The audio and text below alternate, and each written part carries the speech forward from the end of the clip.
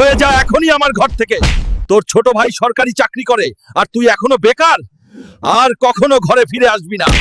আমার ছোট ভাই সরকারি চাকরি করে বলে বাবা সব সময় তাকে মাথায় করে রাখে, কিন্তু আমি তো বাবা মাকে খুব ভালোবাসি। যত কষ্ট হোক না কেন, বাবা মায়ের সামনে একদিন আমার ছোট ভাই থেকেও সফল হয়ে দাঁড়াবো।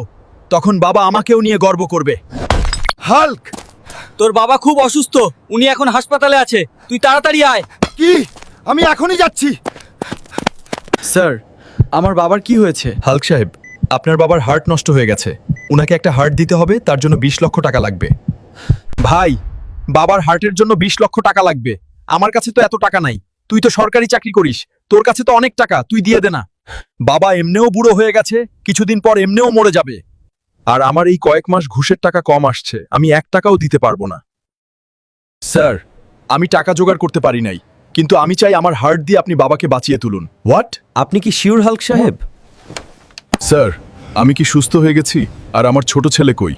আপনার ছোট ছেলে আপনাকে দেখতেও আসে নাই, কিন্তু আপনার বড় ছেলে আপনার জন্য তার হার্ট দিয়ে দিল। ও আমার হাল্ক রে, আমার বুকে ফিরে আয়। আমাকে তুই মাফ করে দিস বাবা, আমি না বুঝে তোকে ঘর থেকে বের করে দিয়েছি।